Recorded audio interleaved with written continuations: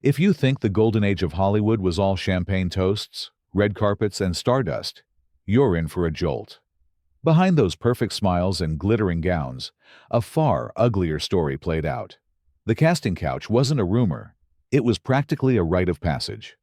Ever wondered how your favorite icons really landed their big breaks? What were the secrets that powerful studio bosses kept locked behind velvet doors? You might want to sit down, because what follows will rewrite the legends you thought you knew. Joan Crawford. Joan Crawford's legend sparkles with reinvention.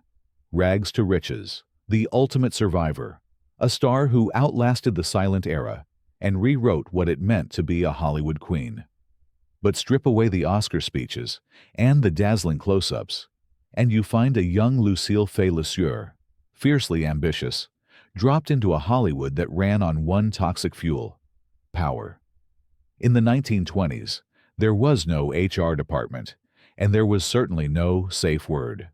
You wanted a shot?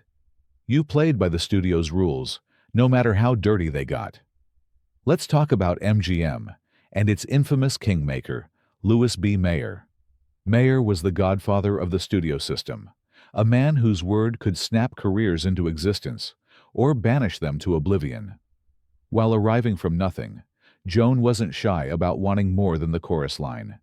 The industry was whispering before she ever stepped into Mayer's office. She'll do what it takes.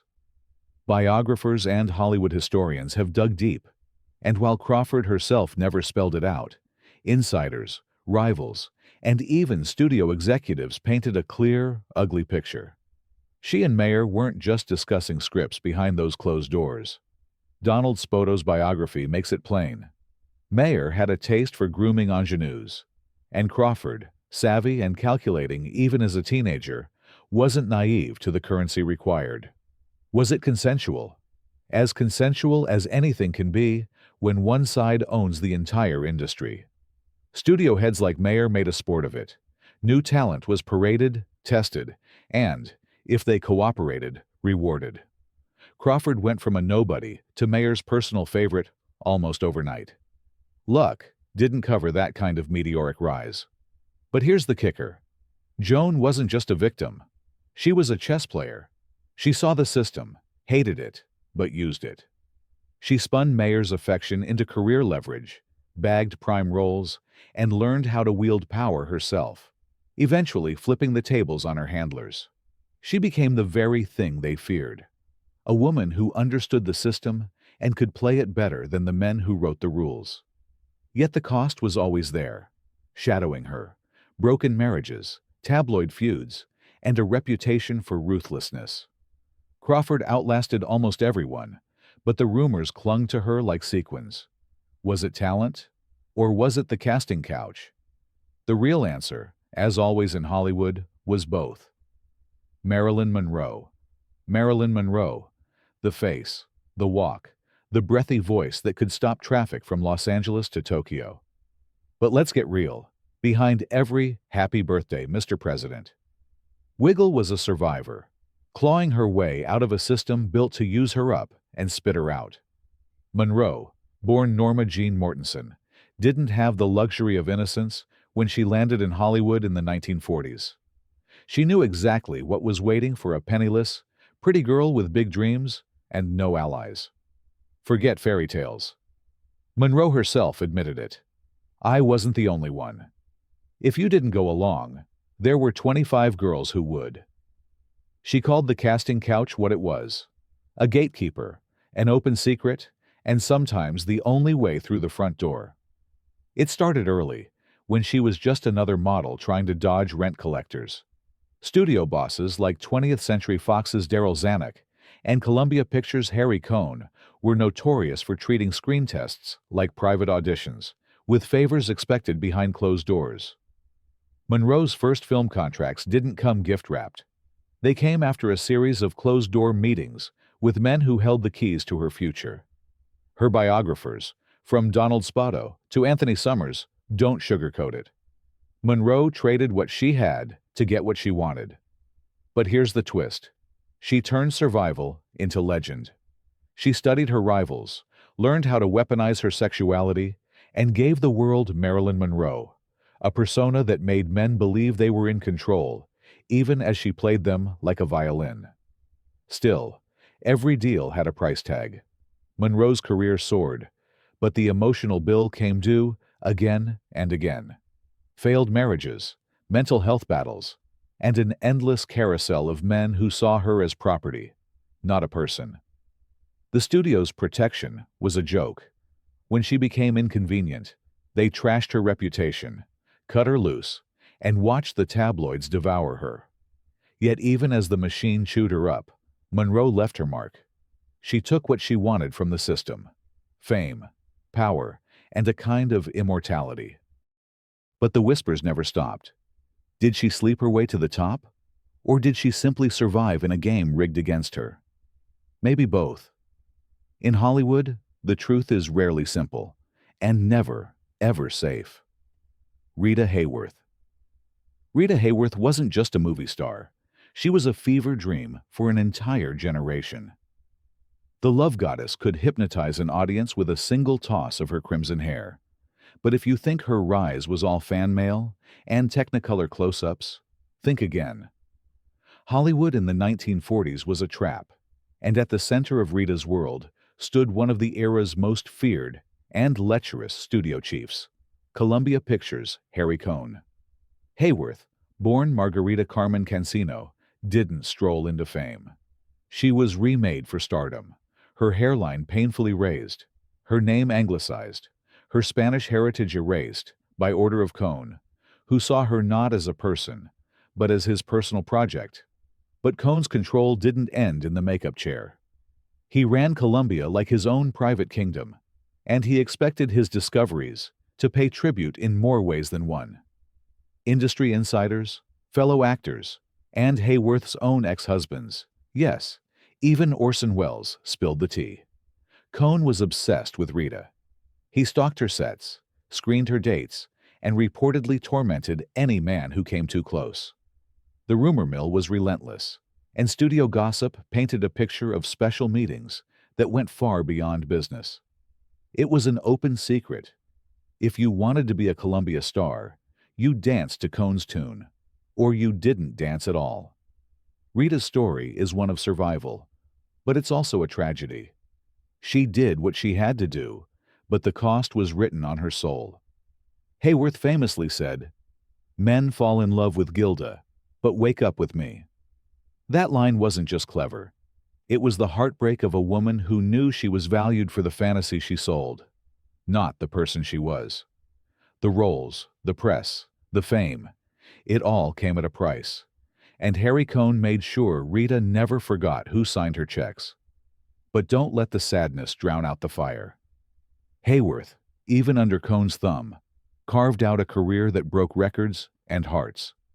She refused to play victim for long, using every scrap of power she could muster to push for better scripts, better contracts, and, eventually, her freedom. Still, as the credits rolled on her career, the rumors lingered. Did she really pay the ultimate price for stardom? In old Hollywood, those secrets never die. They just fade into the spotlight. Lana Turner. If the legend is true, Lana Turner's Hollywood story started on a bar stool at Schwab's Pharmacy, spotted by a talent scout while sipping a soda, instantly transformed into Tinseltown's next obsession. Sounds innocent, right? But nothing about Lana's journey through MGM's marble hallways was ever that simple. If Hollywood were a game, Turner learned the rules fast, and she learned who was really keeping score. Enter Louis B. Mayer and the High Priests of MGM, a boys' club that didn't hand out contracts for charm alone. Lana, impossibly young and drop-dead gorgeous, became the poster girl for studio grooming. She wasn't just managed, she was micromanaged, her every move watched, her image sculpted down to the last eyelash. But when it came to her career's rapid rise, Turner's beauty wasn't her only asset. Hollywood was buzzing, and Turner was seen leaving closed-door conferences with studio bosses, more often than her own dressing room. The word was out. Mayer and his right-hand men had their own audition process, and Lana, ever the survivor, was not above playing the game. Biographers have said it outright. Turner's early years were an unending parade of powerful men offering opportunities that had nothing to do with acting talent. It's not just a rumor. Even Turner herself later admitted in interviews that the system expected compliance, and refusal was rarely an option for girls who wanted to work. Did Lana trade the casting couch for screen time? The honest answer is messier than a tabloid headline. She didn't just let herself be used. She took those offers, twisted them, and flipped them for her own advantage. With every new contract, Turner leveraged her connections, her secrets, and yes, maybe even her liaisons, to cement her place at the top. But for all the glossy magazine covers, there was always a shadow in Lana's eyes. A reminder that the price for stardom in Hollywood's golden years was written in favors, not just talent. The real heartbreak? Turner's off-screen drama almost always eclipsed her on-screen triumphs. The studio machine made her a star, but also made sure she'd never forget the price she paid. If the casting couch could talk, Lana Turner's story would be its cautionary tale and its anthem. Jean Harlow. Before Marilyn, there was Jean Harlow, the original blonde bombshell, whose platinum curls and electric smile practically invented the sex symbol. On screen, she was a revelation. Off screen, she was a pawn in Hollywood's most sordid chess match. Harlow's path from unknown to MGM royalty is a masterclass in both survival and surrender, in a system built on exploitation. Harlow hit the scene with Hell's Angels, thanks to Howard Hughes's obsession with her look. But it was at MGM where she found fame and infamy. The whispers never stopped. Studio insiders, including longtime publicists and rival actresses, described an atmosphere where Harlow's favor with executives came at a price. She was young, newly married, and surrounded by predators who made the rules up as they went along. The main player? Once again, Louis B. Mayer, whose casting couch reputation was the stuff of Hollywood legend. Harlow's association with Mayer and his cronies was an open secret. Closed-door meetings, late-night studio visits, and personal mentoring sessions. The lines between professional advancement and personal exploitation blurred until they disappeared. Even her tragic marriage to producer Paul Byrne was tangled with studio politics and Mayer's meddling. When Byrne died under mysterious circumstances, MGM circled the wagons, not to protect Harlow, but to protect their investment and their own secrets. Did Jean Harlow really sleep her way to the top? In an industry that viewed women as commodities, she probably never had a choice. Biographers and film historians point to her meteoric career as both a blessing and a curse. She was rewarded for playing the game, but that same game chewed her up before she hit 27. Her story is loaded with glamour, heartbreak, and scandal, each feeding the other in a never-ending loop. But don't mistake Harlow for a simple victim. She played her roles, on and off camera, with guts and grit, snatching every bit of fame and fortune she could get before fate caught up with her. The casting couch may have paved her way, but Harlow left a legacy that outlasted the men who tried to own her. In the end, she was proof that even in Hollywood's dirtiest backrooms, a star could burn so bright it scorched the shadows. Ava Gardner. Ava Gardner, the woman who made earthy sound like a compliment, entered Hollywood with a face sculpted for trouble and a spirit just as untamable. Her path from a small-town North Carolina girl to the MGM, most beautiful animal in the world, is practically a masterclass in the twisted logic of old Hollywood. Gardner's ascent wasn't just about talent or luck. It was about surviving, and sometimes outplaying, the worst side of studio power. When Ava first signed with MGM in the early 1940s, she was barely more than a teenager, and, by her own admission, hopelessly naive. But the studio heads weren't. Louis B. Mayer and his minions had a sixth sense for fresh meat, and Ava fit the bill perfectly. Mayer, in particular, was infamous for his interest in the new girls. His casting couch wasn't just furniture, it was a launching pad. Biographers like Lee Server lay it out. Mayer and his circle orchestrated private screen tests that were more about compliance than performance. Rumors swirled that Gardner, faced with the very real prospect of obscurity, had little choice but to play the game. Industry insiders, including hairdressers and press agents, recalled stories of late-night summonses, business dinners with studio execs, and those infamous closed-door interviews, where lines between casting and proposition were blurred beyond recognition. Gardner, in her own memoir, acknowledged the ugly truth. If you wanted to work, you had to say yes sometimes, or at least not say no. But here's the twist. Ava refused to be anyone's plaything for long. She used her looks, yes, but she learned to wield her wit like a weapon. When Mayer, or any other boss, tried to dictate her love life, she'd find a way to flip the script. Gardner's love affairs, Frank Sinatra, Artie Shaw, and even a brief marriage to Mickey Rooney became her armor and her rebellion. She didn't just endure the casting couch culture. She became the woman who, by the end, had the power to say no and make it stick. Ava Gardner's story is pure Hollywood, glossy, scandalous, and powered by survival instinct. Did she pay a price to play? Absolutely. But in a world where no often meant goodbye, Ava's yeses and her eventual refusals made her a legend whose shadow still lingers over the Walk of Fame. Veronica Lake. Veronica Lake is one of those names that conjures up instant imagery. Peekaboo bangs, femme fatale mystique, and a smoky look that could melt glass. But while Lake's silver screen persona was cool and controlled, her real-life story was anything but. In the back alleys of Paramount Pictures, it wasn't Lake's hairstyle that drew the attention of studio bosses. It was her vulnerability and their unquenchable hunger for dominance.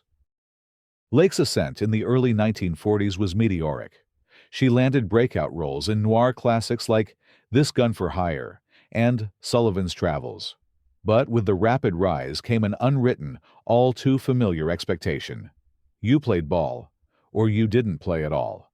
The Paramount higher-ups had a reputation for trading favors for screen time, and Lake, still young, still learning the ropes, became a frequent guest in those late-night discussions. Word on the lot was simple. If you wanted to keep working, you found a way to keep the men at the top happy. Colleagues and contemporaries whispered that Lake's refusal to participate in this toxic give-and-take ultimately led to her undoing. Studio executives could make or break careers on a whim, and Lake, with her prickly attitude and reluctance to be anyone's toy, found herself rapidly falling out of favor. The same men who once paraded her on magazine covers soon relegated her to bit parts and B-movies. Biographers and Hollywood historians are blunt. Lake's story is less about sleeping her way to the top and more about what happens when a woman refuses to play along. Her brief brushes with studio heads weren't just rumors. They were cautionary tales. Lake's own words, delivered with trademark deadpan, cut to the core. Hollywood was never the land of dreams. It was always the land of deals. In the end, Veronica Lake's defiance cost her everything: career, reputation, even her health. Yet she remains a powerful example. In a system built on exploitation, saying no was an act of rebellion, even if it meant sacrificing stardom. For every star who played the game and won, there were just as many who paid the price for daring to walk away. Tierney. Jean Tierney, the haunting beauty behind classics like Laura and Leave Her to Heaven, seemed to glide through old Hollywood on a cloud of sophistication. But don't be fooled by the cool exterior. Tierney's journey was paved with hard choices and dangerous liaisons, all under the watchful gaze of 20th Century Fox's Daryl Zanuck. In Golden Age Hollywood, that name meant two things: raw power and predatory appetites. Tierney's rise was no accident. Spotted early by Fox scouts, she was fast-tracked for stardom. The catch? Zanuck's mentoring was legendary for its dark undertones. Studio insiders, from wardrobe girls to assistant directors, spoke in hushed tones about Tierney's frequent after-hours meetings with the boss. In those days, every actress understood the subtext. You didn't get on the A-list without being personally approved by Zanuck. The unspoken pressure was overwhelming. While Tierney herself always maintained a public veneer of dignity, her private struggles were written between the lines. She confided to close friends that her success was as much about appeasing studio demands as it was about talent or looks. Those demands sometimes meant crossing lines she'd rather not admit to, because in Hollywood, you often paid for a favor with more than gratitude. Her biographers confirm it. Tierney was groomed, protected, and elevated by Zanuck, but never truly free from his grip. She later reflected on her career with a mix of pride and bitterness, noting that nothing in Hollywood was ever really given. It was always taken. Behind every glamorous photo shoot was the reality of an industry that measured women by how far they'd go and how well they kept secrets. But Tierney's story doesn't end in victimhood. After years of pressure and heartbreak, including personal tragedy and public scandal, she fought for control, making bold career choices and speaking out about mental health long before it was fashionable. Still, the shadows cast by those early years never fully faded. Jean Tierney's legacy isn't just her breathtaking beauty or her unforgettable performances. It's the high price she paid to become a legend, and the silent strength she showed when the cameras stopped rolling. In the end, Tierney proved you could survive Hollywood's dark games, but you never escaped unchanged. Loretta Young. Loretta Young built her reputation on innocence, porcelain features, a demure smile, and a Catholic devotion that Hollywood loved to put on a pedestal. But beneath that immaculate surface, Young's life was shaped by the same ruthless machine that devoured so many of her contemporaries. Enter the world of pre-code Hollywood, when the casting couch wasn't just folklore, but often the ugly price of admission. Young arrived in Hollywood before she was even old enough to drive. By 16, she was already under contract, a fixture on the studio lots, and, as many insiders have hinted, a favorite of more than one producer. At the center of her early career was a revolving door of powerful men at Warner Brothers and later 20th Century Fox, all with a say in which starlets became household names. Young's beauty and willingness to cooperate made her a prime target for the studio heads who ran the show with unchecked authority. Studio biographies and industry gossip often point to a pattern. Young was present at every important party, every off-the-record dinner meeting, every private screening arranged by studio brass. Her rapid climb from bit parts to leading lady didn't go unnoticed by her peers, who grumbled about favoritism and the unspoken contracts that governed life in Hollywood. She wasn't the only one, but she played the game well, perhaps too well. The most infamous chapter in Young's life came not from a studio head, but from a co-star. Her secret pregnancy with Clark Gable during the filming of The Call of the Wild. Still, the cover-up that followed was pure studio power. Young was whisked away for a vacation, her baby hidden from the world, all to protect her image and the studio's investment. It was another reminder that the price of stardom was often paid in silence and shame. Loretta Young's career spanned decades, and she ultimately forged her own path, becoming one of the first actresses to transition successfully into television. But the rumors of what she endured and what she was forced to do never faded. In a town built on secrets, Young's story is a sobering example of how innocence could be a mask, and survival often meant surrendering far more than anyone would ever admit on the record. Hedy Lamarr. Hedy Lamarr was more than just a screen siren. She was the original Too Smart for Hollywood. Billed as the most beautiful woman in the world, Lamarr was also a self-taught inventor who would later co-create technology that paved the way for Wi-Fi. But back in the golden age, the only thing studios wanted from Hedy was submission, both on the screen and, as the rumors go, behind closed doors. Arriving in Hollywood after scandalizing Europe with Ecstasy, Lamarr was snapped up by MGM's Louis B. Mayer, who saw instant dollar signs in her exotic looks and mysterious accent. Mayer, the same kingmaker who preyed on so many young hopefuls, wasn't shy about his methods. According to numerous biographies and studio insiders, Mayer's casting couch was open for business, and Hedy, still new to the American system, faced relentless pressure to keep the boss happy. The studio's control wasn't just contractual. Mayer and his circle orchestrated social events, private dinners, and one-on-one screen tests that were less about acting than about compliance. Lamarr, sharp as a whip, saw the game and played it, sometimes outmaneuvering her handlers, sometimes forced into uncomfortable compromise. As one producer put it, Hedy knew how to get what she wanted, but she knew the price, too. The rumors about Lamarr and Mayer followed her throughout her career, fed by jealous rivals and industry wags alike. The reality? In Hollywood, refusing the boss wasn't just a career risk, it was career suicide. Hedy walked that tightrope, using her intellect and allure to land better roles and survive the system's worst demands. But the shadow of the casting couch always loomed. Lamarr herself would later reflect, "Any girl can be glamorous. All you have to do is stand still and look stupid." But she was never stupid, and she never stood still for long. Hedy Lamarr's legacy is one of resilience.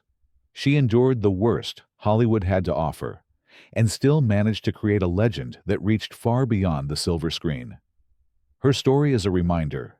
In an industry built on exploitation, true genius sometimes hides behind a mask of beauty, and every star's success comes with a secret price. Dorothy Dandridge. Dorothy Dandridge's name is often sung in hushed tones. A pioneer, a beauty, the first black woman nominated for a Best Actress Oscar. But even as she broke barriers, Dandridge was forced to navigate a Hollywood even more brutal and predatory than most. For black actresses, the casting couch wasn't just an open secret. It was a guarantee, and the odds were stacked even higher. Dandridge's early days in Hollywood were full of hope and possibility. But she was quickly schooled in the harsh reality. To land a decent role, you had to get past not just the usual gatekeepers, but also those who saw your race as both a novelty and a threat. Studio executives, desperate to control every aspect of her image, treated Dandridge like an exotic prize, someone to be owned, managed, and, all too often, exploited. Stories from those years, documented by biographers and Dandridge's own confidants, tell of studio heads and powerful producers who expected special consideration from their black contract players. Dorothy, with her poise and intelligence, resisted where she could, but the system was relentless. Hollywood wasn't just about talent. It was about who you pleased and how discreetly you played the game. The price for saying no was high. Dandridge's career was littered with lost opportunities and mysterious contract terminations. But there were also times when, facing an impossible choice, she felt forced to comply. Her friends later recalled how the joy went out of her eyes after certain meetings with executives, a silent testimony to the cost of survival in a world stacked against her. Dandridge's story is as much about bravery as it is about exploitation. She fought for dignity, refusing to be typecast, refusing to let her worth be measured by anything other than her artistry. But the toll was immense. Her personal life was rocked by heartbreak, her finances ruined by studios that abandoned her when she became inconvenient. Dorothy Dandridge's journey is a devastating reminder. In Hollywood's golden age, making it often meant enduring the unthinkable and still daring to shine. So, after all the glitz and golden spotlights, what's left behind the velvet curtain? Power, secrets, survival, and a casting couch that shaped Hollywood far more than any script or camera ever could. Which star's story shook you the most, or challenged the way you saw old Hollywood? Drop your thoughts, your outrage, or your own theories in the comments. Don't forget to subscribe for more untold truths, because these shadows aren't going anywhere. Whose secrets should we expose next?